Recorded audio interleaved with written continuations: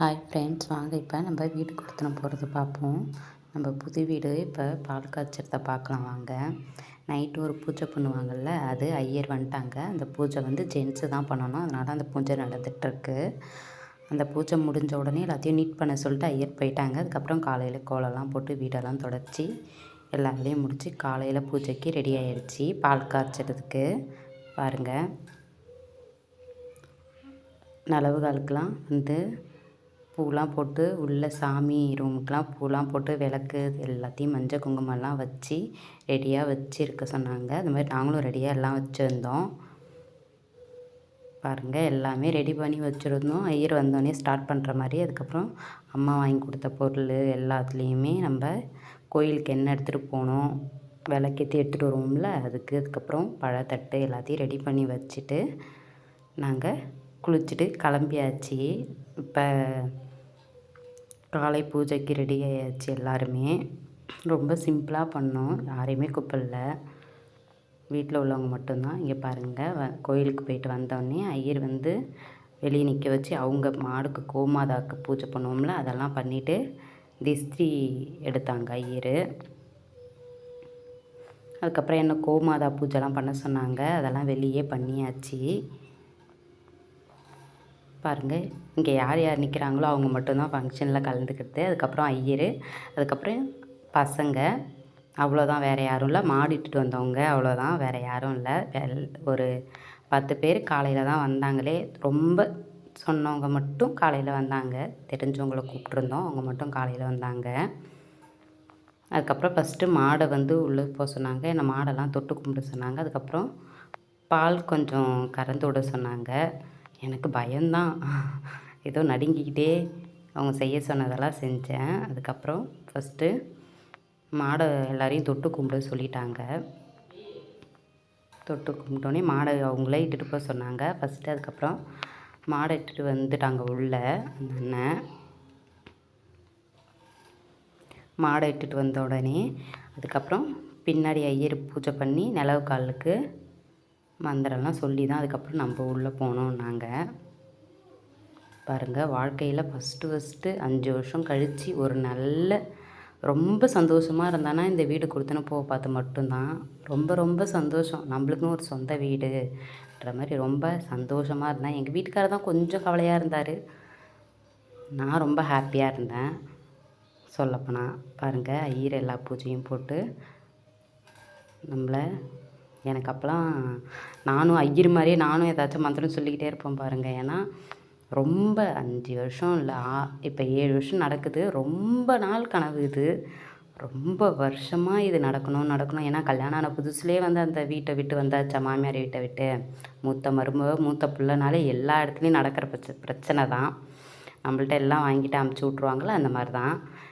ஒன்றும் இல்லாமல் வந்து அப்பா அம்மா கூட இருந்து, எங்கள் அப்பா அம்மா கூட இருந்து லைஃப்பை தொடங்கி ஆரம்பித்து இந்த அளவுக்கு இப்போ ஃபஸ்ட்டு இந்த நிகழ்ச்சி தான் ரொம்ப எனக்கு பிடிச்ச நிகழ்ச்சியே. நம்ம சொந்த வீட்டில் ஃபஸ்ட்டு 2 பேரும் அடி எடுத்து வைக்கிறது தான். கல்யாணம் ஆகி எடுத்து வச்ச அடி கூட வேஸ்ட்டு தான் நினைக்கிறேன். ஆனால் இந்த அடி தான் முக்கியமான அடி. நம்ம வீட்டு உள்ளே நுழைஞ்சி அதுக்கப்புறம் ஃபோட்டோலாம் வந்து சாமி ரூமில் வைக்க சொன்னாங்க. அதெல்லாம் வச்சாச்சு. ஃபோட்டோ விளக்கு எல்லாத்தையும் சாமி ரூமில் வச்சுட்டு அதுக்கப்புறம் ஐயர் போய் அப்பா அம்மா எடுத்து கொடுத்தாங்கள அந்த ட்ரெஸ்ஸை மாற்றிட்டு வர சொன்னாங்க. நானும் அவரும் போய் மாற்றிட்டு வந்துட்டோம். பசங்களாம் தூங்கிட்டு இருந்தாங்க, பாப்பா 2 பாப்பாவுமே.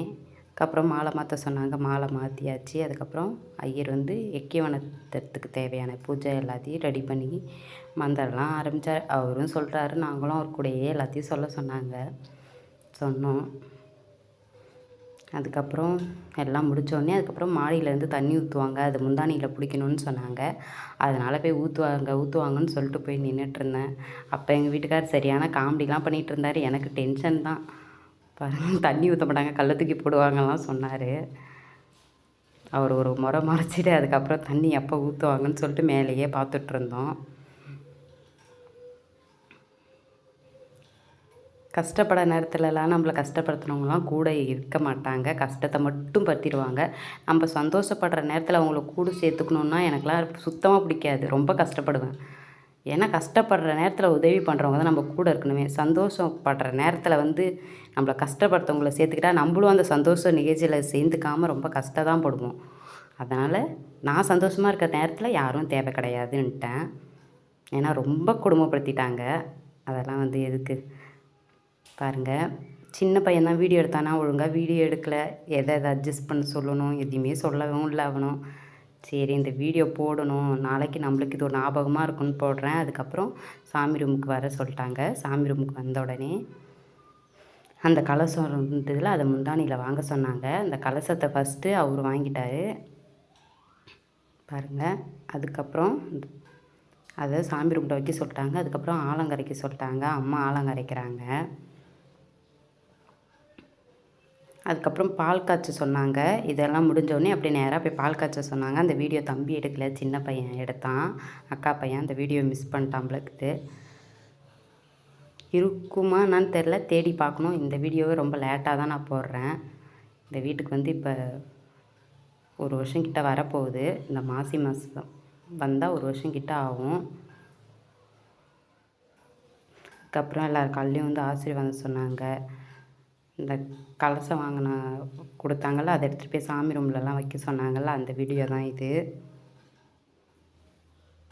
அதுக்கப்புறம் படைக்க சொன்னாங்க போய் சாமி ரூமில். இவங்க ஐயர் ஏற்றி கொடுத்ததை எடுத்துகிட்டு போய் சாமி ரூமில் வச்சுட்டு முந்தானியில் வாங்கி அதை எடுத்துகிட்டு போய் படைக்க சொன்னாங்க.